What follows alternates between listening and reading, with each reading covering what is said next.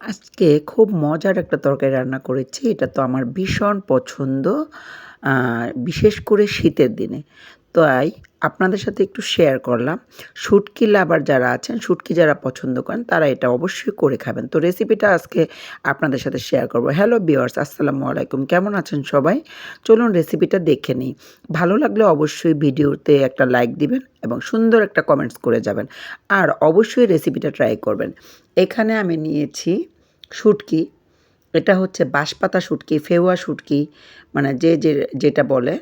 অনেকে বাঁশপাতা শুটকি নামে চেনে, অনেকে ফেওয়া শুটকি চেনে। এটা আমি ছোট, ছোট করে কেটে শুটকিটা আমি গরম পানি করে একটু টেলে গরম পানি দিয়ে ধুয়ে নিয়েছি, পরিষ্কার করে নিয়েছি। কারণ শুটকির মধ্যে অনেক বালি থাকে, তাই। তো শুটকিটা পরিষ্কার করে ধুয়ে নিয়েছি। এখানে নিয়ে রান্নার জন্য সয়াবিন তেল দিয়ে দিলাম। আপনারা ইচ্ছা করলে সরিষা, সয়াবিন যেটা ইচ্ছা দিতে পারেন। আর এখানে দিয়েছি পেঁয়াজ বাটা। চেষ্টা করবেন পেঁয়াজ বাটাটা দিতে, অনেক বেশি গ্রেভি হয়। পেঁয়াজ বাটা, মরিচের গুঁড়া, ধনিয়ার গুঁড়ো, হলুদ গুঁড়ো আর স্বাদ মতো লবণ আর রসুন বাটা। অবশ্যই রসুন বাটাটা দিবেন, যেহেতু এটা শুটকি দিয়ে রান্না করব। রসুন বাটাটা দিলে অনেক বেশি একটা ফ্লেভার আসে, ভালো লাগে।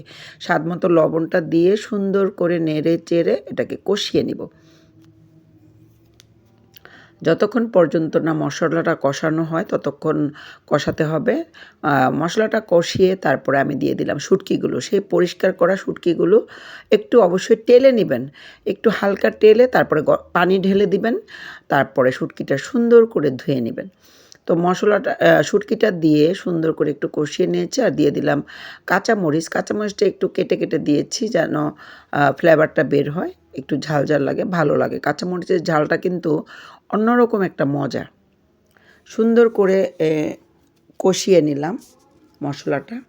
এখন আমি এখানে কি, কি সবজি দিয়েছি, এখানে আমি দিয়েছি বেগুন, অবশ্যই লম্বা বেগুনগুলো আছে যে সেই বেগুন, আর কচি মূলা, মূলার ডাঁটা, আর কয়েকটা কাঁঠাল বিচি ছিল, কাঁঠাল বিচি আর ছোট আলু।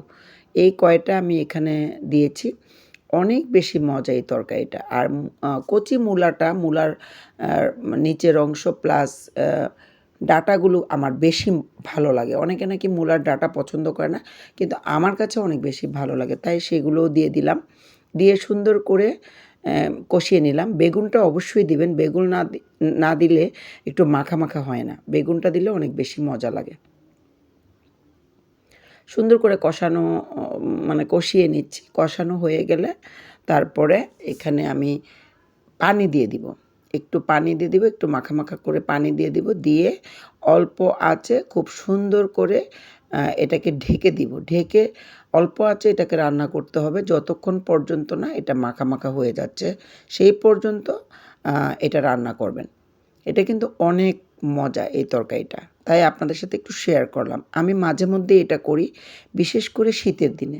মাঝে একটু নেড়ে দিব। একটু নেড়ে দিলে সব সবজিটার সাথে মশলাটা মিশে যাবে। এখনও কিন্তু পানিটা আছে, যেহেতু আমি এটা অল্প জালে রান্না করছি। অবশ্যই শেষ পর্যন্ত আপনাদেরকে দেখাবো। আর ভিডিওতে এখনও যারা লাইক দেন নাই অবশ্যই একটা লাইক দিয়ে দিবেন। আমার ভিডিও কেমন লাগে, আমার রান্নাগুলো কেমন লাগে, খুব সাধারণভাবে আমি রান্না দেখানোর চেষ্টা করি। অবশ্যই কমেন্টসে জানাবেন। আর পুরো ভিডিও দেখার ট্রাই করবেন। আবার একটু ঢেকে দিলাম। ঢেকে এটা আমি রান্না করছি। এখানে যে রান্নাটা প্রায় হয়ে গেছে। রান্নাটা কিন্তু প্রায় হয়ে গেছে। আমি একটু মাখো, মাখো অবস্থায় এটাকে নামিয়ে নিব। আর এটা এইভাবেই কিন্তু ভালো লাগে।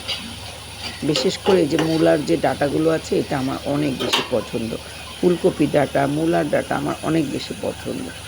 রান্না কমপ্লিট। দেখুন এই যে কতটা লোভনীয় দেখতে হয়েছে, আর খেতেও কিন্তু ভীষণ মজা হয়েছিল। তো অবশ্যই আপনারা ট্রাই করবেন। ভালো লাগলে আমার চ্যানেলটা অবশ্যই সাবস্ক্রাইব করবেন।